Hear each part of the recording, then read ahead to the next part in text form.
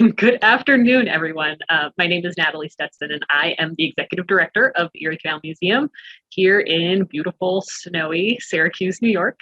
Thank you all so much for choosing to join us today. I especially want to recognize everyone attending from the Chesapeake and Ohio Canal Association and the Syracuse chapter of the American Society of Civil Engineers.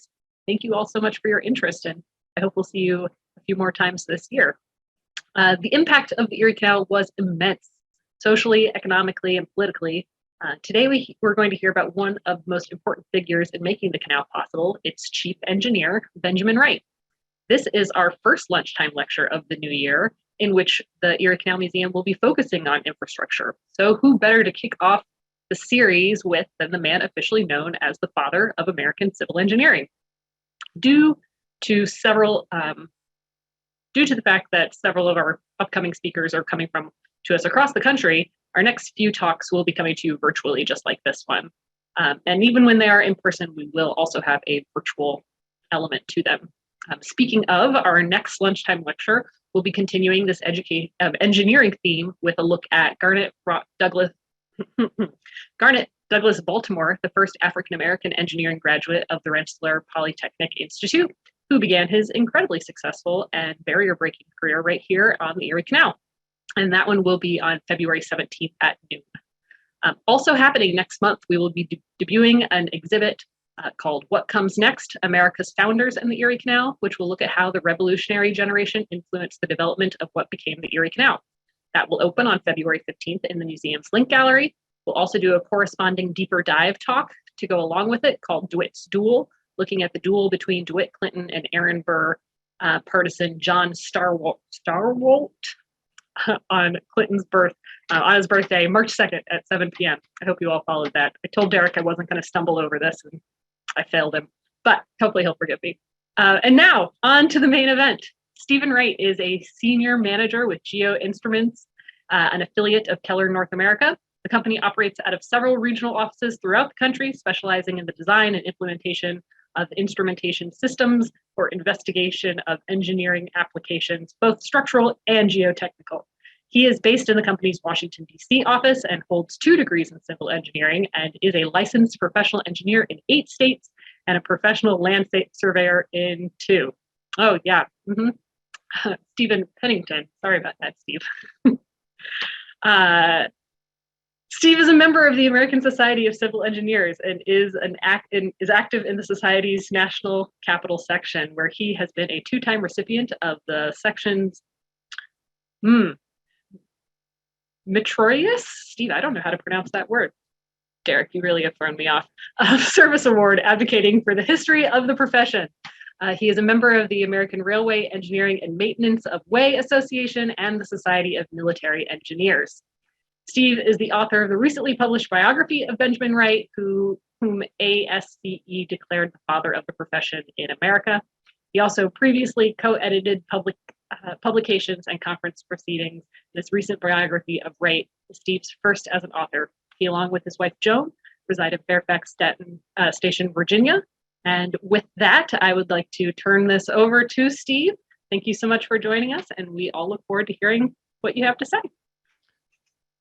Thank you, Natalie. And I would not worry about, I've been called much worse, so I wouldn't worry about the name malfunction there. First of all, everyone can hear me, I hope. Natalie and Derek, is everything on? I can be heard? Looks like it. Okay. Also, I forgot to mention, if you have questions, folks, please put them in the chat and we will get to them at the end. But you're good to go, Steve. Okay, well, welcome everyone. I appreciate this opportunity to share with everyone today. And I want to thank Natalie and Derek for coordinating and facilitating this. It's a great privilege to be able to share with folks, especially in the Erie Canal corridor and the region, about Benjamin Wright. So again, I want to thank him for this opportunity. We're here to take a look, and I want to share with you some of the life and work of Benjamin Wright. And primarily we will focus on the Erie Canal, but his career was expansive, and we'll take a look at some of the other things that he was involved in. So going forward, I wanted to just share with you that in the year 2020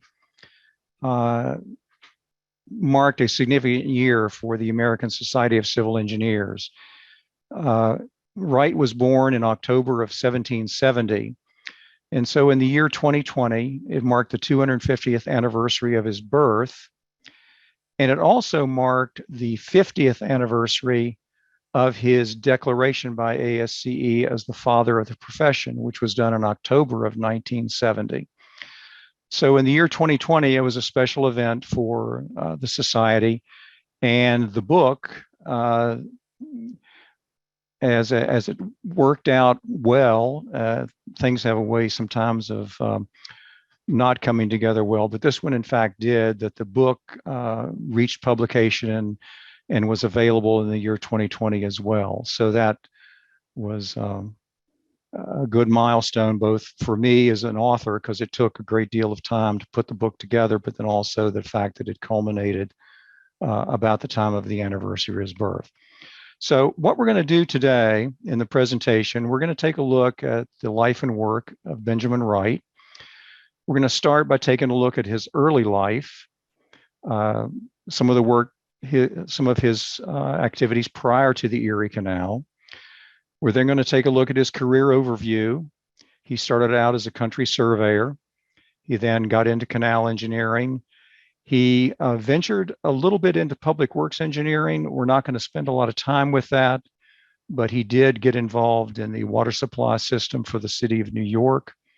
And then we'll take a look at his railway engineering activity. And then we'll take a quick look at his involvement at a professional level in what was essentially the birth of ASCE, the society.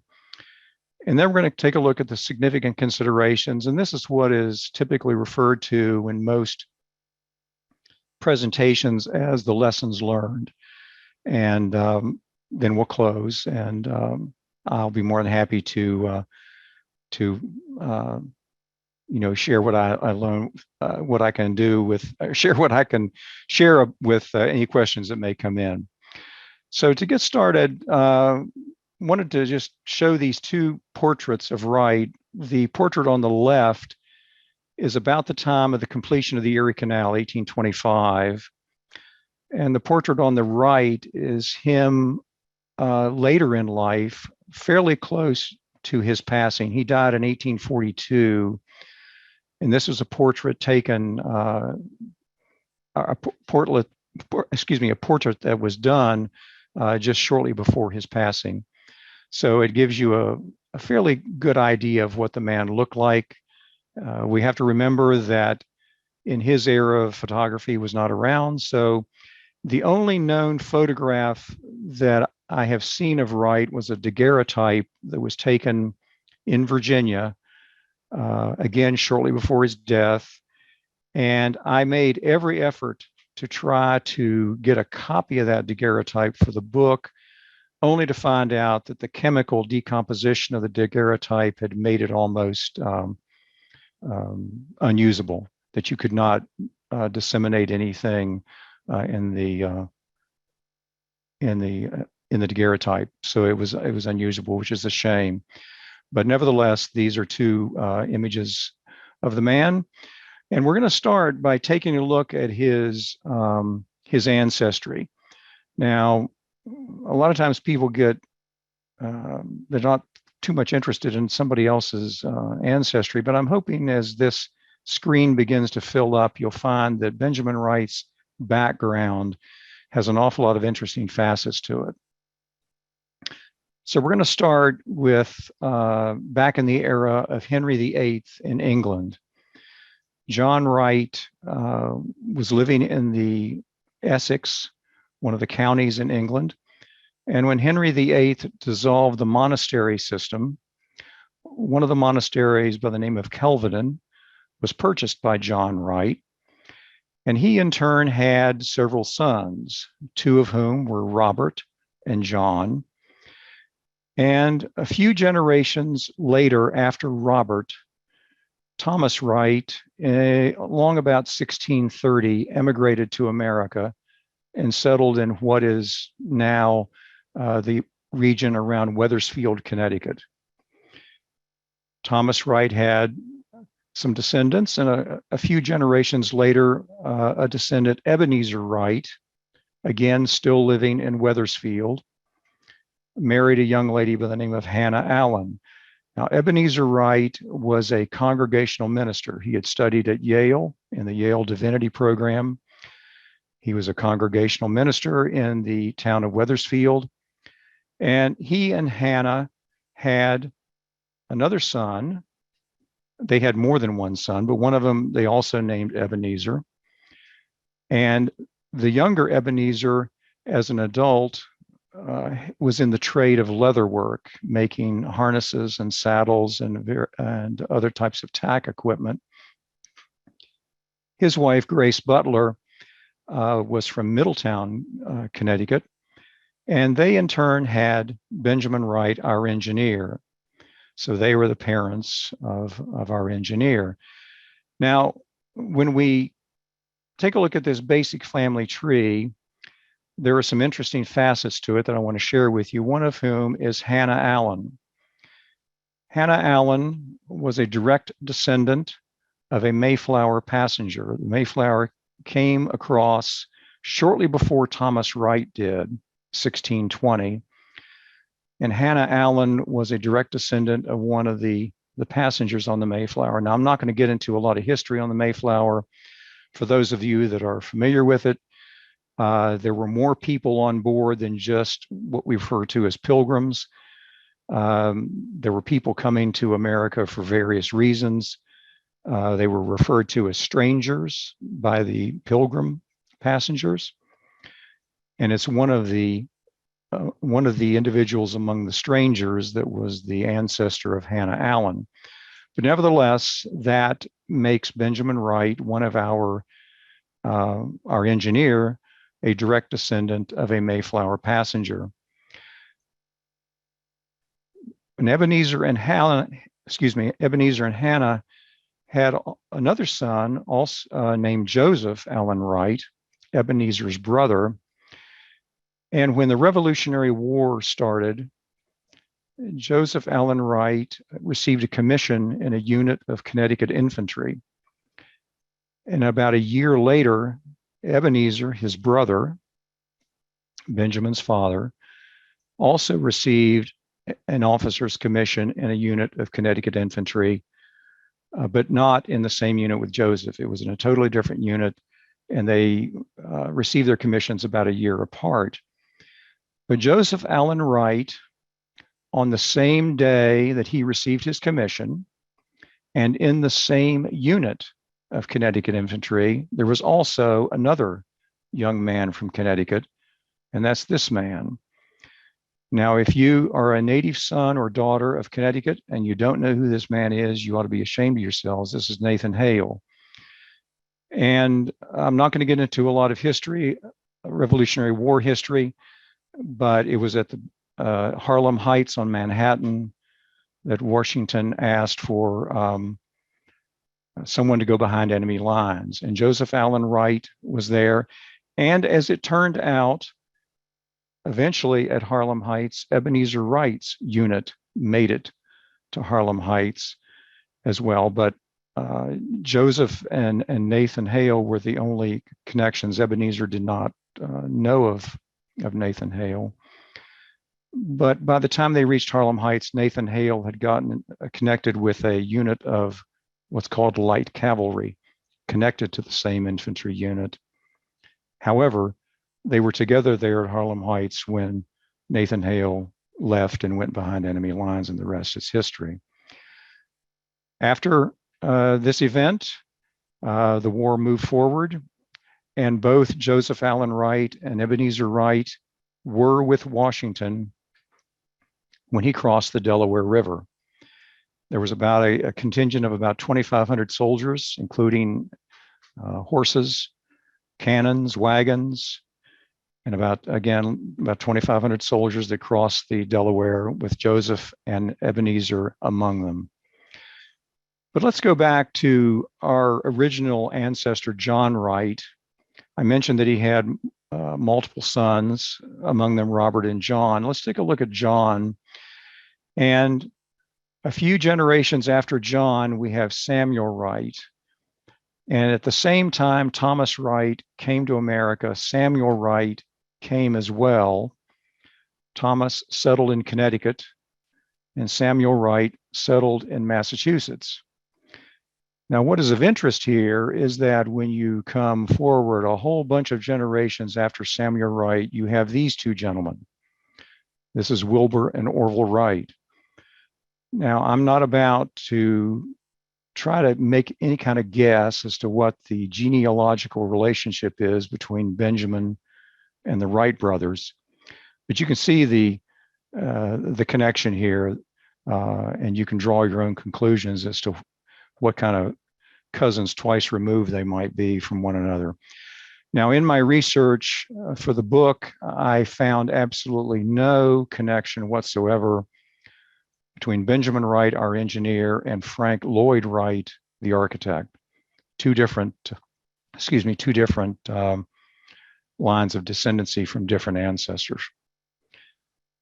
So let's go back right after the Revolutionary War and the return of Ebenezer and Joseph back to their homes. And this is a New England, a relief map of New England to give you some bearing as to where we are. This is Albany. This is Springfield, Massachusetts. This is Hartford, Connecticut, and Providence, Rhode Island. And hopefully you can, the Finger Lakes are shown over there to the left. But after the war, Ebenezer Wright returned to Wethersfield to resume his trade in leather work and making saddles and so forth. And unfortunately, if you're familiar with post-Revolutionary War history, the nation went into an economic slump, for the lack of a better term, almost to the point where the federal dollar was absolutely worthless. And so you've probably heard the incident with Shays' Rebellion. That was all focused on the same thing, that returning soldiers were not getting paid for their time in service. The economy was falling apart. And that had a direct effect on Ebenezer's business. And so to overcome that, he essentially sold his home in Wethersfield and moved his family to Sharon, Connecticut, to try to better himself. At the same time, he moved his family to Sharon.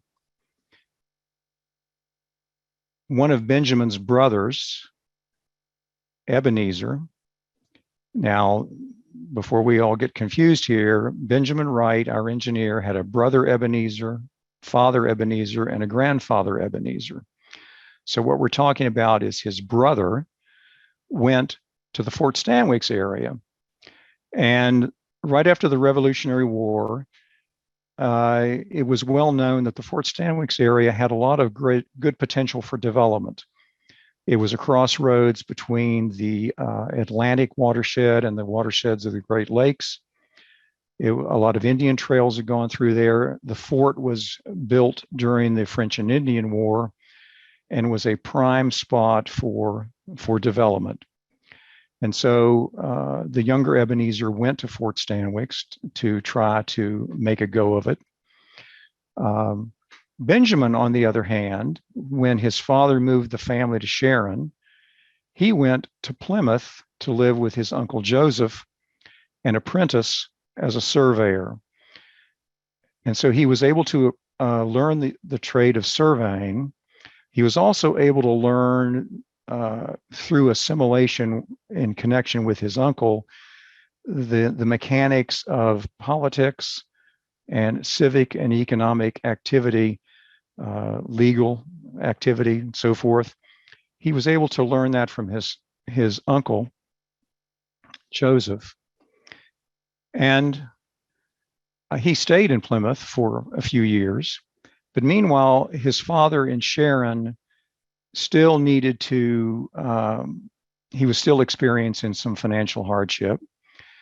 The younger Ebenezer was communicating back that the area around Fort Stanwix was prime for development and there was a lot of opportunity. So his father packed up the remaining family and they in turn moved to Fort Stanwix area. And the little settlement that was created there eventually became the community of Rome, New York. Benjamin stayed behind, continuing to stay behind, and apprenticed in his survey studies in Plymouth with his uncle. But he too, about the late 1780s, circa 1790, he too went to what was then the little village that would become Rome, took his surveying equipment and went there with the idea of beginning his surveying career. And this was the beginning, right after the Revolutionary War, there was this tremendous cultural situation of people wanting to move westward. And so that launched his career as a surveyor. And we're going to take a quick look at his surveying activity in central New York. And we're going to start with this map of New York, and we're going to take this one step at a time. First thing we want to look at is the Preemption Line. Now, a little bit of history on upstate New York. During the colonial period, the colony of New York was nothing more than the area in and around what is present-day New York City. The rest of what we know as upstate New York was actually part of the colony of Massachusetts. So after the war, in the era of all of the financial difficulties and the states were dealing with debt, to relieve the debt, Massachusetts came in and took this territory and they struck a line which was referred to as the Preemption Line. Now, if you want to get detailed about this, it actually is a true north-south line that originates at a point 82 miles west of the Delaware River.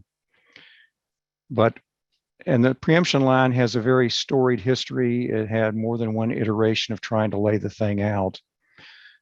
And I'm not going to spend a lot of time on that, but the point I'm making is that the area west of the Preemption Line, Massachusetts sold for development. The area east of the Preemption Line, Massachusetts titled to the then new state of New York for the new state of New York to then in turn sell off for development. So one of the first things that the new state of New York did, it created what is referred to as the Central New York Military Tract.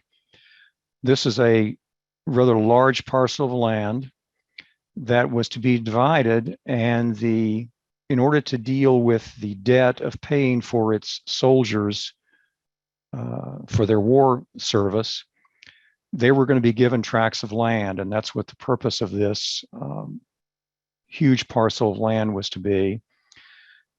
The tract was laid out on paper by Simeon DeWitt, the state surveyor general. It was just laid out on paper. But to execute it on the ground had to be laid out and staked out. And that was all done by a series of surveyors, one of whom was Wright. And to give you a sense of the scale of this, if you look at the map plat with the various color squares, if you look sort of at the central part where they actually are uniform squares, they are roughly squares that are 10 miles on a side. And if you look closely, you can see little tiny squares on the inside. Those are squares that are 1 mile on a side. And so each of those parcels were to be used in combinations of one or more parcels to be paid to soldiers who had war service for the state of New York. This was Wright's first experience as a surveyor, was laying this out on the ground, actually doing the field work to lay it out on the ground. Now, if you take a look at the top right corner of the military tract plat, you'll see what it's a little bit fuzzy, but it actually says Roosevelt's Purchase. And Nicholas Roosevelt, about the time the military tract was being developed, Nicholas Roosevelt, who was going to be eventually the great grandfather of Teddy Roosevelt, the president, pooled together a group of investors, and they purchased a tract of land as shown with the red arrow all the way to the shore of Lake Ontario.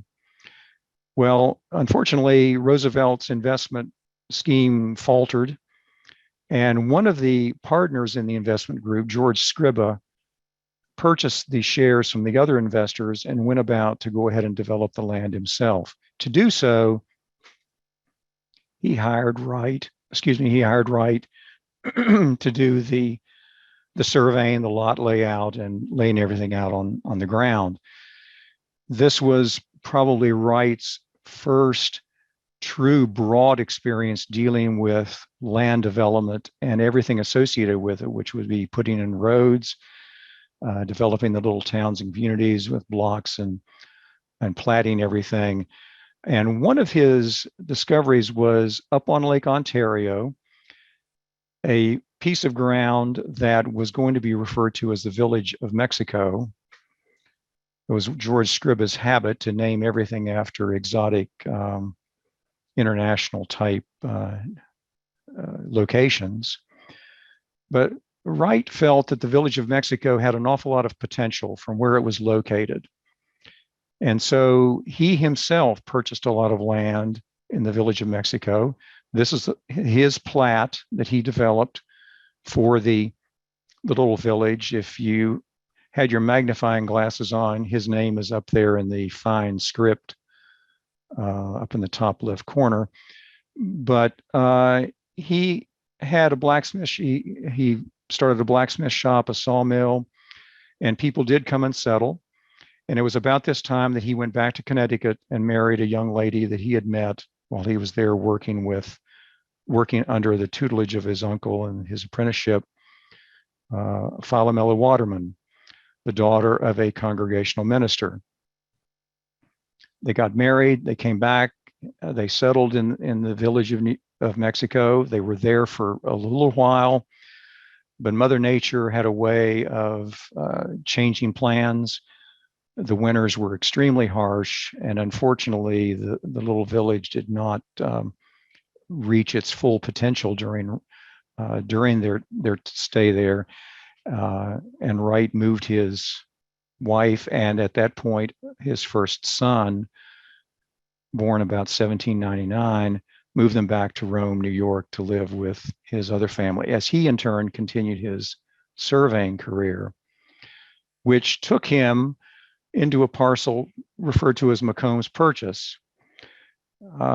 Alexander Macomb was a rather unscrupulous individual. He made his fortune in the fur trade, which originated out of Detroit. And if you're familiar with your fur trade history, a lot of the furs were collected and trapped by the Native Americans. So Macomb had warehouses in Detroit where he would trade the Native Americans for the furs, and he was trading them all sorts of objects, one of which were knives that the Native Americans would then in turn use for scalping. And I'm not going to make any further comment on anything other than to say that he was doing everything he could to try to build his business. He came back and bought Macomb's Purchase for the unheard of figure of 8 cents an acre. But he himself fell into hard times financially. He was put in debtor's prison. The land holding was put into the hands of a trustee, but Wright continued to was involved in the surveying elements for the big parcel. But it was about the same time frame that he was working on Macomb's purchase that we begin what's called the era of manifest destiny. Everything lay westward migration, that everyone's future and the future of the country lay in what was west. So every state at that point was trying to find a way to increase routes of commerce westward. And when you take a look at the contour map of the eastern United States, if you were to draw a line on the 500-foot contour line, elevation contour line, the line would be continuous from Georgia all the way to New York. But once it reached New York, there was an anomaly in the topography with the Mohawk River and the Niagara Escarpment that allowed New York a little bit better advantage to try to get across the mountains and achieve that route of western to aid in westward migration.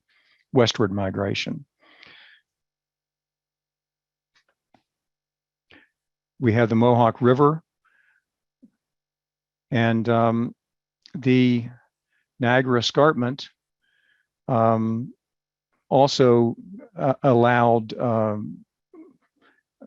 along Lake Ontario, allowed a route for a route of westward commerce. So this was well known to the folks. I'm sorry, let me back up a slide. And the state of New York began to come up with ways to improve the navigation improvements on the Mohawk River, figuring that if they could at least get to Oneida Lake, that boats could then travel down and reach Lake Ontario. So the Western Inland Lock Navigation Company was formed about the same time that Wright was involved in the Macomb's purchase to do navigation improvements to the Mohawk River. Various bypass canals were envisioned. And William Weston, a British engineer, was retained to do the initial engineering for this.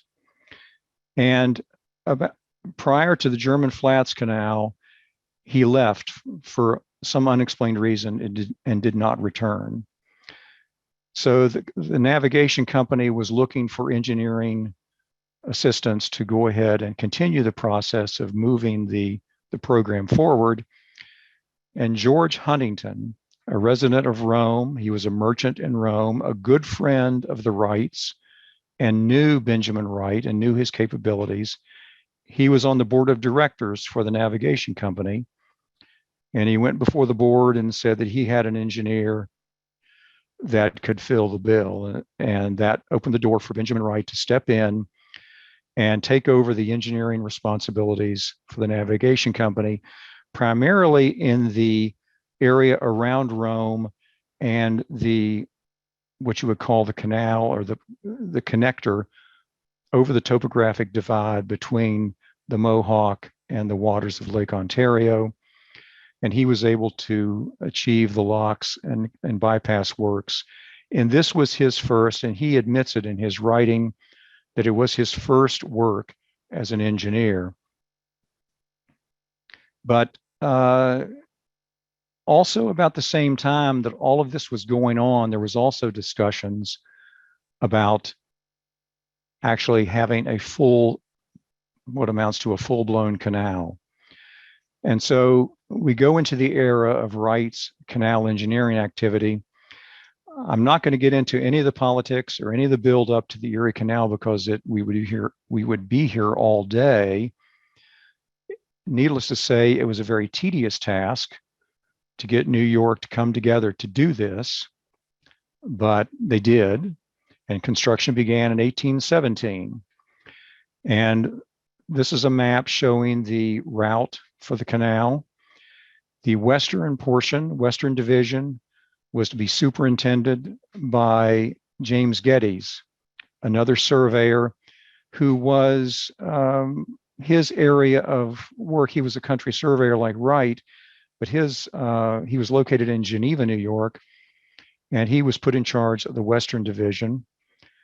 Wright was put in charge of the Middle Division, and the Mohawk Division, or the Eastern Division, was put in charge by a man by the name of Charles Broadhead, also a surveyor. And so construction began in 1817. This is a profile of the route to give you a sense of bearing as to where you are. The little black oval is the community of Rome. Now you can see that when you compare the profile with the plan view, the Benjamin Wright's portion was relatively flat. And Benjamin Wright's portion was also started first, primarily for political reasons. One is that it would be the easiest portion of the canal to complete. It would also be that portion of the canal that would go over the topographic divide, and would also show the citizens of New York that it could be done, that things were going to happen. So Wright did, in fact, complete his portion in 1820. It took him 3 years to do it. He brought it in just a tad over budget. And the completion of the total 363 miles was completed in 1825. Now, shortly after Wright completed his portion, James Geddes resigned his position and went to Ohio to work on canal work in Ohio. Charles Broadhead essentially disappeared into oblivion. There's not much record of what happened to him. And at that point, Wright was put in charge of the entire canal from the Hudson to Lake Erie. So let's take a look at the Erie Canal. And I think one of the best ways to do this is to look at what's considered to be the 5 significant engineering achievements of the Erie Canal. Bear in mind, all of these were done under Wright's supervision. The first one is the discovery of hydraulic cement. Now, hydraulic cement is extremely important in canal work for all of the masonry structures. All the locks, all the aqueducts, the culverts, everything required hydraulic cement in order to hold it all together. So Canvas White, one of Wright's assistant engineers, discovered a seam of limestone in these 3 counties, Madison, Onondaga, and Cayuga, that the stone could be pulverized, mixed with water, and turned into a cement. If you want to get really technical about it, this is the analysis that was done back at by the Franklin Institute. Wright sent a sample to the Franklin Institute in Philadelphia. They did an analysis of it. This was their analysis of the chemical content of it. And this is Wright's description of the material. Wright wrote an article. He gave credit to Canvas White as the discoverer. Canvas White took out a patent on the material as well. But Wright wrote an article for a journal of the Franklin Institute, and this is an extract from that article showing you, or talking about the location and the strata from which the limestone was taken. The embankment at Irondequoit Creek is another significant engineering achievement. It's east of Rochester. It was a situation where engineering judgment had to make a call as to what the best course of action should be. The creek crossing had to occur, and one option would have been an aqueduct. Another option was an embankment. The embankment was opted for. All the spoils coming out of the canal excavation, excuse me for one moment. All the spoils coming out of the canal could be used for fill material. But you can see the data. It was 1,500 feet long, 70 feet high. 240 feet wide at the creek crossing, and was a fairly significant piece of earthwork. David Bates, one of Wright's assistant engineers, is responsible for the construction, and they had 900 timber piles to support the stone culvert carrying the creek under the canal. Third achievement was the Genesee Aqueduct at Rochester. David Bates again was the assistant engineer in charge. This actually in the town of Rochester, 802 feet long, 9 arches, each 50 with a 50-foot span, and the river piers were founded on rock. It's quite an elegant structure. It follows sort of an architectural pattern of a European aqueduct, but the construction still stands to this day and is a significant achievement by the canal, by the engineering crew. The deep cut above the escarpment, if we go over to the western end of the canal, from Rochester westward, the canal skirted the bottom of the Niagara escarpment. Eventually, it was going to have to go up the escarpment if it was going to reach Lake Erie.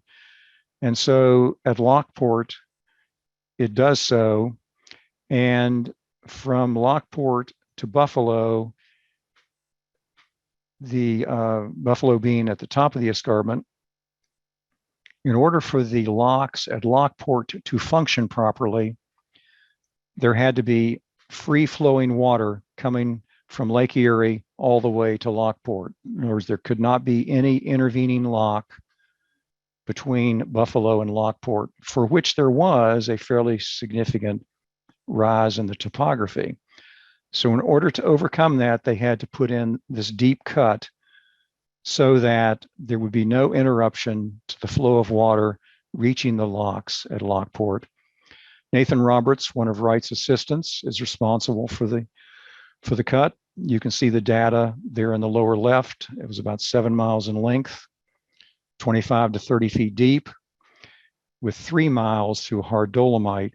Now the sketch, if you look closely at the sketch, sort of in the lower right, you can see the windlass crane operation with a team of horses. If you really look closely at the interior of the cut, you can see it's sort of a stair-step arrangement to excavate the material. And then in the distance, you see the smoke. That's how they actually excavated the rock. They would use fire, quickly douse it with cold water, and then chip away and break up the rock and excavate the rock. And this is a completed view of the cut. So the staircase locks at Lockport are probably, in my mind, what you would call the crown jewel of the canal. Also done by Nathan Roberts, Wright's assistant. It's a series of 5 locks, 12 feet of lift each. It took 2,000 laborers 2.5 years to complete.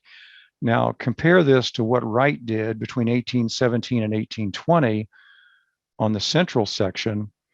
It took almost the same amount of time just to do these series of locks at Lockport. They're in pairs. There'd be no way that you could economically move boats without having a pair of locks, because you'd have boats traveling in one direction, tying up for a fairly long period of time with boats that maybe would want to come the opposite direction. So they had to have the staircase locks in a pair. So let's take a look at quickly look at some of the hydraulic considerations for the canal. There were 18 masonry aqueducts, 83 masonry locks, and the design specified the canal gradient would slope from west to east, the theory being that heavy cargo would originate in the west to reach their market in the east, and that the canal gradient was set at 1 inch per mile. and that creates an eastward flow of half a foot per second, or 0.35 miles per hour. Now, the little graphic in the lower right, the canal was 40 feet wide and 4 feet deep in terms of the geometry of the prism, the canal prism. So real quickly, I want to do a little bit of what I call Canal Engineering 101. Let's take a look at lock operation, and we're looking at a profile view or a longitudinal profile view of a single lock. Now, I am not the world's greatest graphic designer, so I cannot really depict for you a canal boat. We're going to use a little wooden ball to act as our canal boat. The little wooden ball approaches the lock. Lock gate is opened. It enters the lock. The water is drained out, and the little wooden ball leaves the lock. This is fairly common knowledge, and probably an awful lot of school kids can even know about lock operation for a canal. This is canal lock operation in its most simplistic concept. This is a view of what that lock might look like. This is, of course, a modern photograph, but it gives you an image of what the lock would look like. But let's take it to one degree of complexity, to a flight of locks. The gradient is such that a series of locks need to be put in place, and there is a pool of water between each lock. This is what's referred to as a flight of locks. Our little wooden ball approaches the lock, enters the lock, water is drained out, and then it can come into the pool of water. Meanwhile, there might be a boat wanting to go in the opposite direction, sitting in that pool, that could then enter the lock to go up and out the other direction. So it continues its journey down, going through the locks, and eventually will get back down into the canal and can continue on. This is a view of what that might look like. You can see that the pool of water between locks is much wider, allowing for boats to park and wait for another boat to come through the lock. But let's take it again one step more complicated, to staircase locks. Now, this is a longitudinal profile. I've shown 3 locks here, but bear in mind that on the Erie Canal, there would have been 5 of them. So our little wooden ball approaches the lock, but in order for staircase locks to function, if our canal boat is going downstream, as shown here, the top lock needs to be full, and all the locks below it need to be empty in order for it to work. Enters the lock, water drains down, filling up the lock below, entering into the lock, and so forth, continuing on down. But I want to point out one thing here, and that is that once the boat is in the lock, how's it going to get out of the lock? So we're going to talk about that. This is a contemporary view of a staircase locks. This is in England. I think this is the world record holder. I think there's more than 20 of them going up through there. But that shows you what a real life scenario for a staircase locks would look like. But let's go back to our discussion here that our little wooden ball approaches the lock. Bear in mind that these canal boats had no motorized mechanism of any kind. They had to be towed by horses or mules. They were towed into the first lock by the horses, but then the horses had to be disengaged. Because of all of the lock levers and all of the stuff that's there, it would be difficult to reattach or to continue to have the horses attached. But when the boat is lowered, it needs to somehow be able to get out of the lock. So in order to do that, the lock tender would lower the water level slightly higher than the water in the exit lock, so to speak, so that when the lock gate is opened, our little wooden ball is flushed out of the lock into the lock below. Now, that's not as easy as a situation as you might think, because 9 times out of 10, what happens is that when the lock gates are opened, the canal boat gets flushed out. It's flushed out cockeyed, and it hits the sides of the lock. So all of the passengers on board would have to disembark and walk down to the bottom and board the canal boat once it reached bottom. But there's also another issue. And let's take a look at a transverse section through a pair of locks. Our little wooden ball comes and it's flushed into the downstream lock. And we all know that the little wooden ball is not going to float on top of the water like it's shown. It's going to have a certain amount, it's going to draw a certain amount of water. It's going to displace a certain amount of water. Now, depending upon the tonnage, the amount of cargo, how the flushing action itself is handled, and anticipation of the displacement of water, you're going to have water that's going to have to go somewhere. It's going to have to be discharged, and more than likely, it's going to have to go over the side into the other lock. So, in order to overcome that, and of course, that could be detrimental to a boat sitting in the other lock next to it. To overcome that, Wright and his team of engineers put in side channel conduits to allow water to be drained into the adjoining lock in anticipation of a boat coming in that might displace the water to overcome that.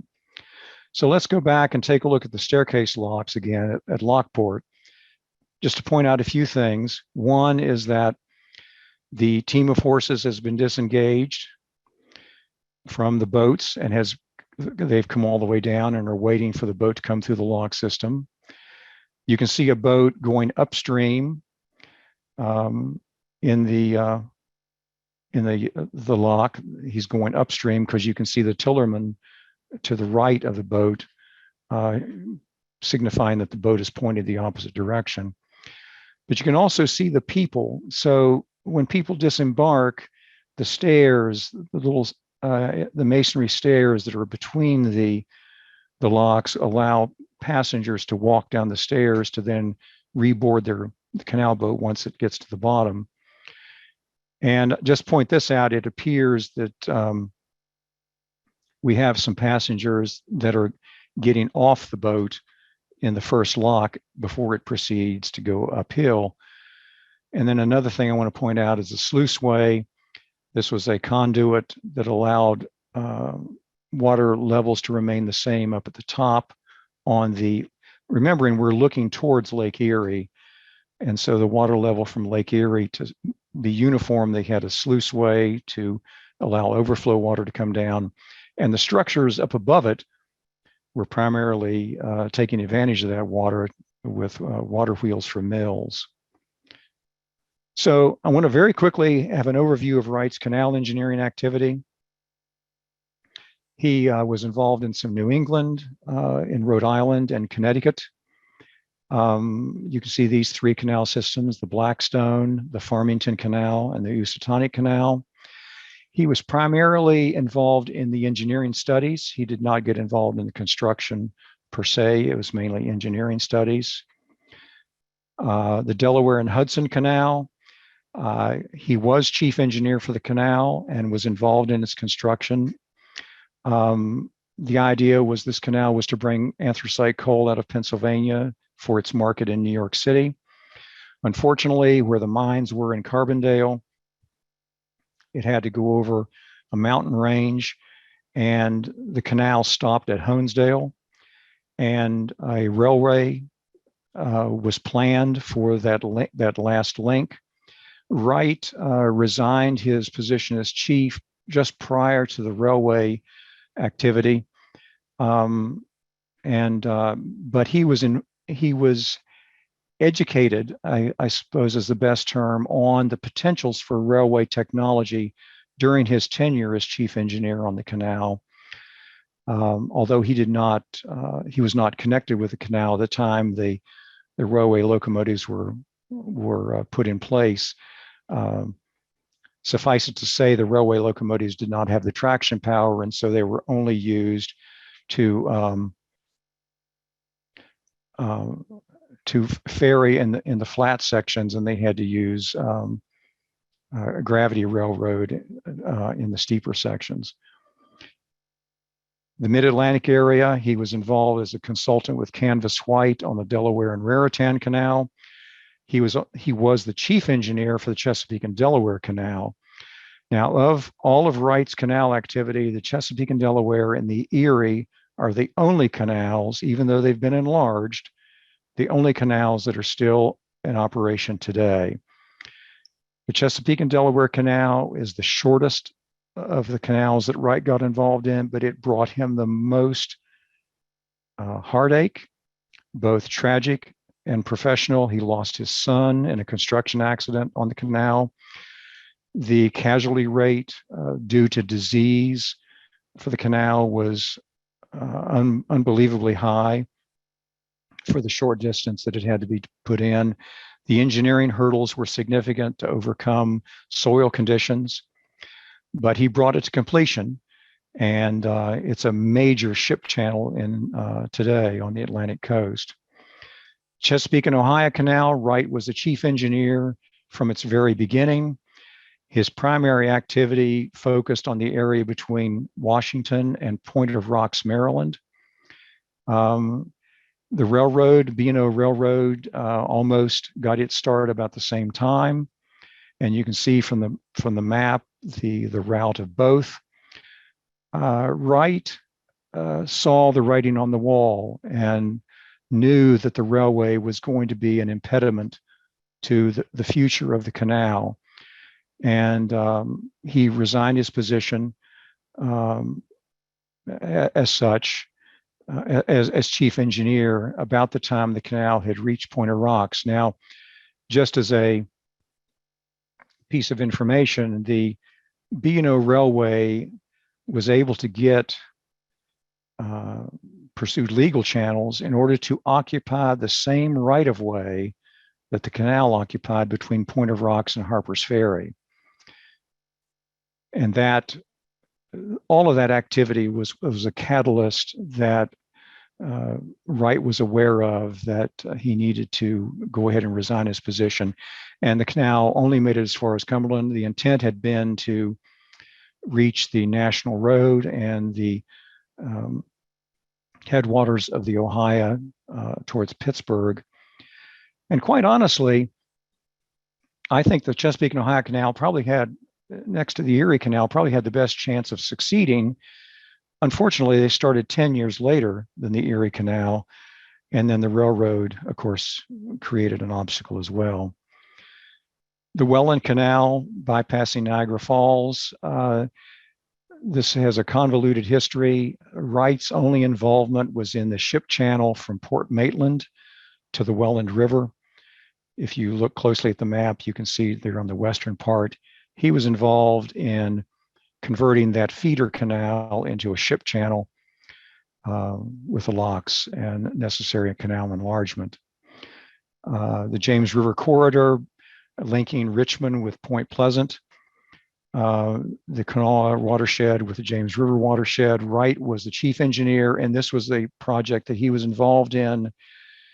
He started involvement in this practically right after his involvement with the Erie, and was involved with it all the way up to shortly before he passed away in 1842.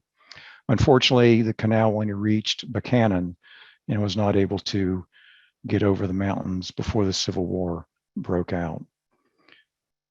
So, mentioned the Delaware and Hudson Canal as a transition into railway engineering. The canal had to have a way, the overall route had to have a way to get over the mountains to get the coal from Carbondale. And so to achieve that, they went to Great Britain and got some locomotives. Now, John Jervis, one of Wright's assistants on the Erie, also worked with Wright on the Delaware and Hudson. And Horatio Allen, one of Wright's assistants on the Chesapeake and Delaware Canal, was brought in to work with John Jervis. And when Wright resigned, Jervis sent Horatio Allen to England to procure locomotives. And so the Sturbridge Lion, shown here in this fanciful rendering, was the first operation of a railway locomotive in the United States. And I think he took it for about a 3-mile spin. Allen was actually the operator of the locomotive. 3-mile spin. And unfortunately, the traction power was not great enough to get over the mountain. However, the locomotives were used in the flat areas with gravity rail operations elsewhere. Wright got involved in the New York and Harlem Railroad, especially down in the lower end of Manhattan. He did some of the initial engineering designs. He was involved in some of the initial construction, and the concepts of the rails and the street pavement was part of his conceptual designs as well. But he was only involved in the portions of the railway in the lower part of Manhattan. But the big element in Wright's career was the New York and Erie Railroad. He was retained to do the initial engineering studies. The map shown here is his engineering study map showing the various corridors. You can see the delineation of Pennsylvania, New York, and New Jersey. This is probably a little bit clearer map of the route. At Piermont, near what was present-day Tappan Zee Bridge, I think it's under a different name now, is about where Piermont is, going through Binghamton westward to Dunkirk. Wright created a design, and one of his mandates was he had to keep the design out of Pennsylvania. And east of Binghamton, as you go from the watershed of the Delaware River into the watershed of the Susquehanna, you had to go over a divide there, a topographic divide, and it was very difficult to do that. Wright did find a way to do it, but unfortunately, after his death, when the railroad continued construction, the decision was made to route just a short ways into Pennsylvania. They were able to overcome the political hurdles, and it was routed a short distance in Pennsylvania. Wright was involved in this railroad up until the time of his death, and most of his activity was between Piermont and Binghamton. It took another 10 years to advance westward. Now, I want to sort of set the record straight here that the Erie Railroad is America's first long-distance railroad. A lot of people think the B&O is. By 1852, when Dunkirk was reached, the B&O Railway had not reached only a point, I think, possibly as far as Point of Rocks or Harper's Ferry. But the Erie Railroad is longer. I don't have the exact number off the top of my head, but it is longer than the B&O Railway as well. But remember, the B&O was from Baltimore to Wheeling in terms of its initial route. So let's take a look at sort of recapping when ASCE looked to declare Wright as the father of American civil engineering. There were a whole bunch of reasons. The most prominent three are: the first one is that he was the chief engineer for America's first significant public works project. Now, I want you to think about this for a minute, that when the Erie Canal was completed, the relative impact on the economic or the cultural and economic impact of the Erie Canal on the country as a whole, that was not replicated again until the interstate highway system. The economic impact of the Erie Canal was almost unfathomable as to what it did to open up this country as a whole. putting what it did for the state of New York aside, as the country as a whole and its impact was not achieved again until the advent of the interstate highway system. The second reason that ASCE did what it did was that Wright was involved in the activity to form a professional society.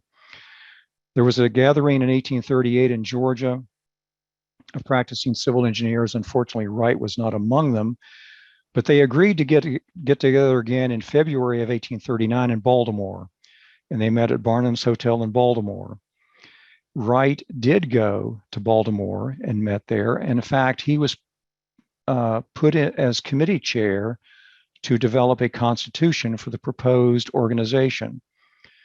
And that's this. In 1839, the proposed constitution, and it's important to note that this was the first time the phrase the American Society of Civil Engineers was used. The constitution was developed, it was circulated amongst the committee, and they all voted on it as to whether they agreed with the constitution or not. And this letter was drafted by the committee secretary, reporting back. And there are two things that I want to share with you in this. One, of course, this is Benjamin Wright's name, and the other is the word rejected. Now, bear in mind that the committee voted to reject the Constitution, not the concept of a professional society. And so, had it not been for issues of getting people together, and transportation means were still in their infancy in those days, it was difficult to get people together to come to a common agreement on things. So consequently, the Constitution was rejected, and it would be 1852 before ASC would be formally organized. This third item, and probably to me one of the most important, is that Wright's impact in mentoring younger engineers. Wright was, his tenure was, he was involved in that era, the era of colonial, the colonial era bridging into the era of the industrial age. These five young men we're going to take a quick look at actually took it beyond that, well into the industrial age and beyond. And I think this to me is one of the key elements as to why Wright has the title that he does. And we're going to take a look at these five men. First one is Nathan Roberts. He worked under Wright on the Erie Canal and the Chesapeake and Ohio Canal. Once his work on the Chesapeake and Ohio Canal was completed, he got involved in the engineering designs and concepts for the bypass works at Muscle Shoals, Alabama. Now, construction began on the bypass works at Muscle Shoals. Unfortunately, the Civil War intervened. And in 1880, in the 1880s, the work was resumed. By this time, Roberts had passed away, but it was resumed. Technology had advanced a little bit further. And the work was superintended by this man, George Washington Goethals. And history has sort of shown that Goethals, had he not, let me rephrase that, his experiences taking Roberts' work and continuing it on, and his experiences with the works at Muscle Shoals is what allowed him to step into a role and take over the work at the Panama Canal and do it successfully. Canvas White. Canvas White was another assistant to Wright on the Erie Canal. He was chief engineer for the Delaware and Raritan Canal, with whom Wright was a consultant. And he also got involved in some of the early on New York water supply studies for New York City. Canvas White, chief engineer for the Delaware and Raritan, another canal primarily conceived for bringing anthracite coal out of New York, out of Pennsylvania for New York. And he successfully brought that canal to completion. About the same time, Wright got involved in what's called a water power canal in Trenton. Now, the Delaware and Raritan Canal originates near Trenton, near the city of Trenton, slightly outside the city proper. And Wright was successfully able to bring a water power canal to completion in Trenton. And the combination of the two brought this man to Trenton. This is Peter Cooper. And Cooper, near the power canal, was able to utilize the supply of coal coming in steadily from Pennsylvania to power his furnaces. And he founded Cooper Hewitt Iron Works in Trenton. And the power canal allowed him to operate rolling mills in order to roll shapes of iron into various shapes. Now, it is Peter Cooper who is the responsible person for bringing another individual to Trenton, and that's this man.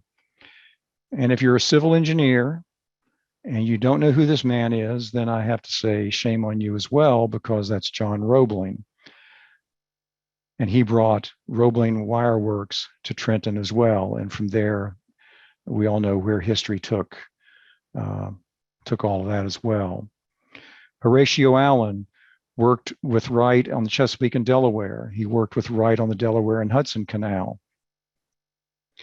Following his work on the Delaware and Hudson, Allen went to South Carolina and got involved in railway work in South Carolina, and is responsible for the design and the construction of the Charleston to Hamburg Railway, which is considered a National Historic Civil Engineering Landmark by ASCE. The Charleston-Hamburg Railway was the birth of what was going to become the Southern Railway, which later became merged with Norfolk and Western to become Norfolk Southern Railway. Charles Ellet Jr.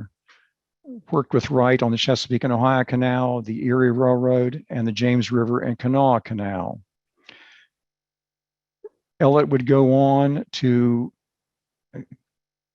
design and construct the Wheeling Suspension Bridge off the National Road, also a National Civil Engineering Landmark.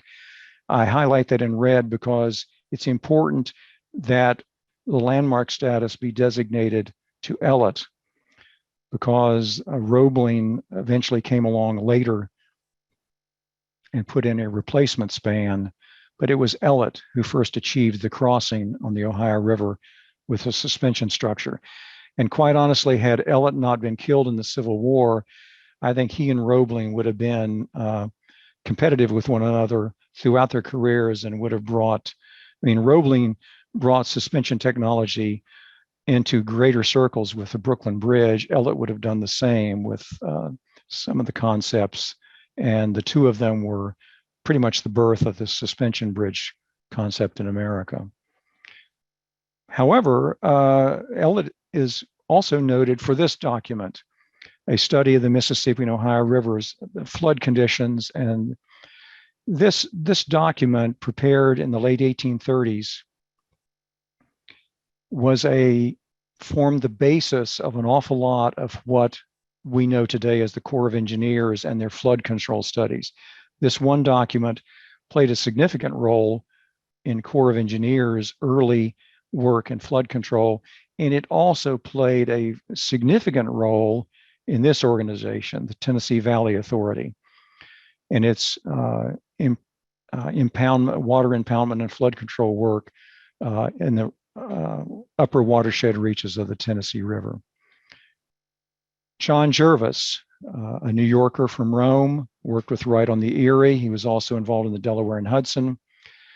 John Jervis would go on to become the chief engineer for the Croton Aqueduct, bringing water from the Croton River down to New York City.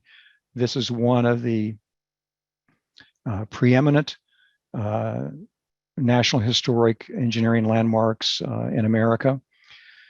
But he also got involved in railway work and became chief engineer for the Rock Island Railroad, railroad to link Chicago, Rock Island, Illinois, and then on beyond. And so part of the work was to bridge the Mississippi River between Rock Island, Illinois, and Davenport, Iowa. Now, we're not going to get into a discussion. The Eads Bridge, which is probably the most prominent bridge historically across the Mississippi, was south of St. Louis. Here we are above St. Louis, And so the river conditions are totally different. And so this is the first bridge across the Mississippi River. Unfortunately, there was a lot of politics involved in this, and the steamboat industry fought vehemently against the bridge. But the bridge was completed. It was completed in 1856, and in the same year, the steamboat F.E. Afton hit a pier, caught on fire, and sank. The litigation caused by that incident started out in federal court in Illinois, and to argue the case for the railroad, a lawyer was retained. John Jervis prepared an engineering report for which he provided the attorney. That attorney was Abraham Lincoln. The case eventually had to go all the way to the Supreme Court, and it was decided that the railroad was not liable for the situation. But it's interesting to note that Abraham Lincoln took Jervis's report to argue the case in federal court, in the lower federal court. So to recap real quickly, why did ASC designate Wright as the father of the profession? He was the chief engineer on the Erie Canal. He was actively involved in the formation of a professional society, and he was mentoring younger engineers who would go further to have careers of note.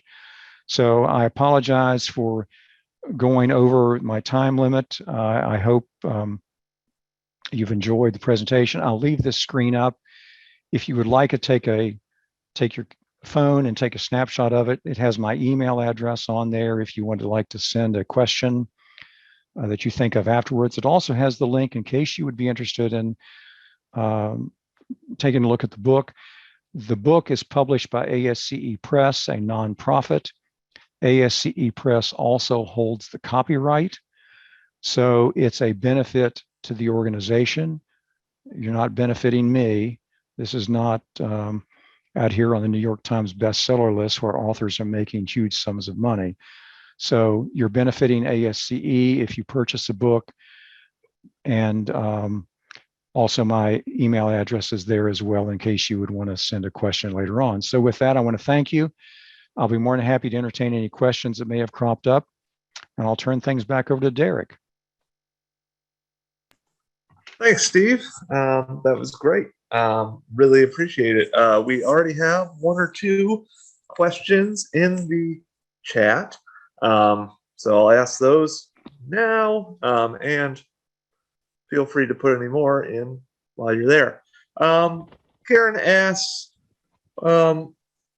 what documentation or evidence did you find for Wright's impetus to resign from the C&O, being due to his expectation that the B&O would prevent the canal from achieving its goals?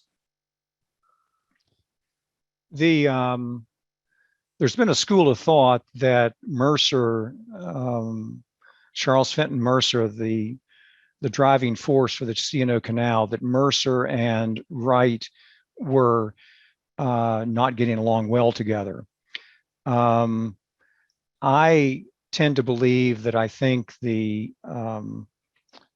Wright in his career, with everything, all of the politics that was involved in so many of the projects that he was involved in, that and some of the characters and people that he would interact with, that I don't think that any conflicts with Mercer would have surfaced. I honestly think that in some of his letters that he wrote, he was well aware of the advancement of the railroad, and that railway technology was, and the Delaware and Hudson, for example, he was ready to go ahead and accept the idea of using a railway to go over the mountain for the Delaware and Hudson. He was a little bit slow to get on board, but had he stayed with the project, he would have been okay with that. So he knew, he was well aware of what the railway technology was headed. he was also aware through his work in the James River Canal down in Virginia, there was a lot of effort or interest in wanting to use a railroad to actually go over the mountain and link the two watersheds. And there was a school of thought there and he got involved in a lot of political gamesmanship, I guess is a better word, in terms of the railway interest as well as a canal interest. But to answer the question, the research comes mainly from his writing. He doesn't necessarily come out and say, I'm going to resign because another railroad's going to take over. It's something that can be implied from all of his work that was going on at the time, what he was experiencing, his interactions with other projects, and the simple fact that the railway was actually coming and physically occupying the same right-of-way was also a factor as well. That you got to, the Erie Railroad in New York, one of the things that Wright felt was important was that the railway was not going to be anywhere near the corridor for the Erie Canal. And he also did not want the Erie Railroad to interfere with what the Delaware and Hudson Canal might be doing. So long story short, I think it's a combination of things, and it's more of an implied knowing his experiences and what he was going through on other projects, that it's a pretty good inference that he knew what was going to be happening and that he was being drawn into so many other projects anyway that it was time to move on. So that's Okay. That's my take on it. Yeah. Gotcha. Got a few questions. What was the significance of hydraulic cement? Hydraulic cement, it's simply, it allowed them to build the masonry structures. You had stone on stone, and you had to create structural elements with the stone, and the cement allowed you to basically bond. It's like mortar and cement that we use in structures today. Only on this account, you could use it underwater. It would hold itself. You could allow water to, in lock structures and aqueducts, that it would bond the stones together. So it's simply a bonding element to allow you to build with stone and build the structures that they needed in order to be able to get the canal completed. Right. Yeah. Being able to harden underwater is helpful for canals. Somebody asked, was Wright involved in the decision to take the Erie Canal to Buffalo for its terminus rather than Black Rock? And were there engineering reasons other than political ones for that? The Black Rock and Buffalo were, and I'm hesitating here because I'm having to remember the scenarios, that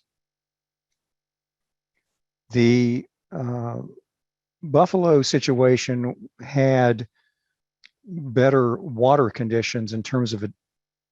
I want to be corrected in case I go off on a tangent here. Buffalo, I think, had deeper water, but yet it suffered from the impact of the lake effects on we use the term harbor. Black Rock had better conditions to avoid the lake effect, but yet the water wasn't quite as deep, and there was going to have to be more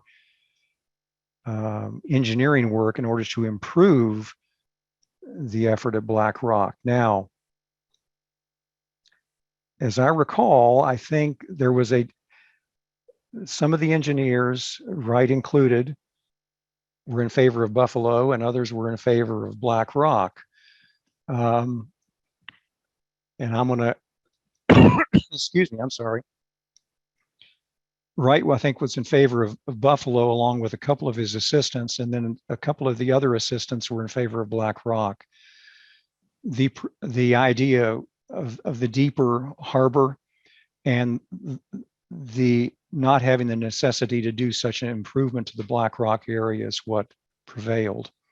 So I'm caught a little bit off guard there because I'm trying to remember. I know Jervis and Nathan Roberts and Bates and the assistant engineers, that was like a half and half on which way to go. But I believe, to my knowledge, that I think Wright was in favor of the Buffalo connection because of the improved harbor, the existing improved harbor. Right. Yeah, from my knowledge, I believe that's correct. I think Geddes ends up being the only pro BlackRock holdout by the end. But we have one more question, which you do talk about a bit in your book. Can you discuss the labor sources used on the C&O and Erie, specifically immigrant and enslaved labor? I know Benjamin Wright, you mentioned he had experience with using enslaved labor, right? Yes. The Erie Canal, the labor, and I'm sure this is probably fairly well known, that a lot of the labor was Irish. Mm-hmm. And of course, even amongst the with the Irish population, there's all sorts of politics involved, and the frictions that come when the Irish get involved. I don't want to go there with that, but primarily for the Erie Canal, it was Irish labor. The C&O Canal was a combination of things. Canal contracts were put out in short segments. And so a contractor would take a contract and he would have to provide his own labor and his tools and equipment and so forth. And to my knowledge, I'm not aware of a significant slave component to the work on the C&O Canal. But then on the other hand, I'm not familiar with every individual contract and the composition of its labor force. Okay. However, the James River Canal down in Virginia was predominantly done with slave labor. And there was a different story down there because it was forced labor. And they were paid nothing. In other words, the slave was paid nothing. He was just supposed to work. The downside of that, and unfortunate part of all of that, is that the slaves were then taken to, when the conditions on the plantations and the fields warranted it, the slaves had to be taken and utilized there, so canal construction halted.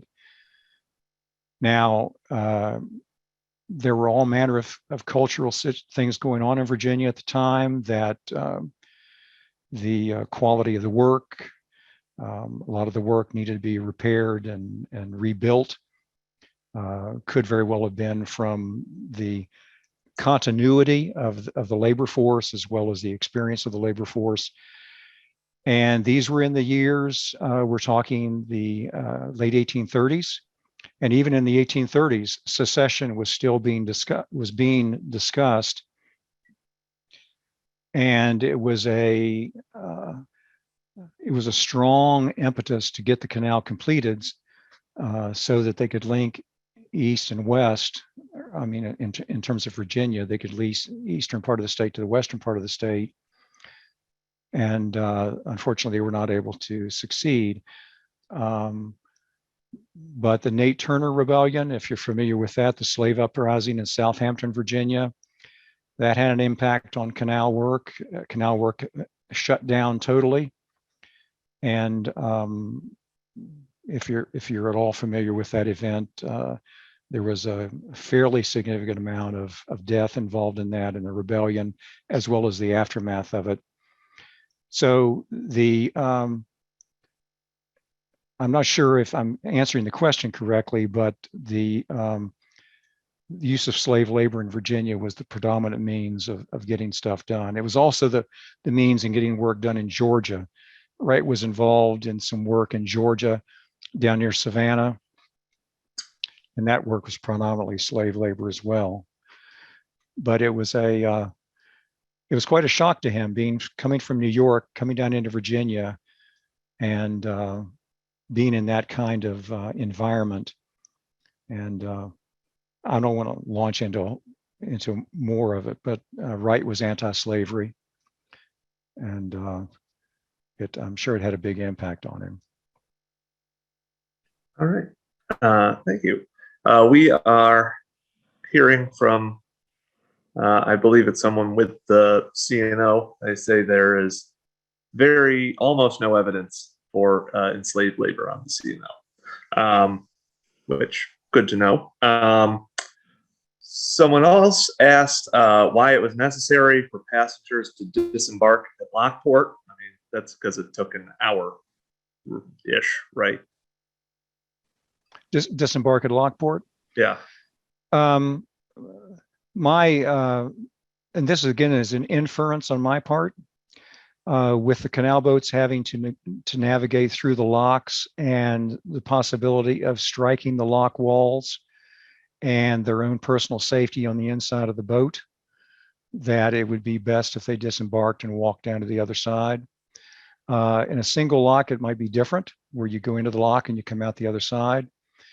If someone has a little bit better knowledge on that, I would appreciate hearing it. I'm just inferring that from the way operations would have to proceed, that it would be in their best interest to get out of the boat and to let the boat come down.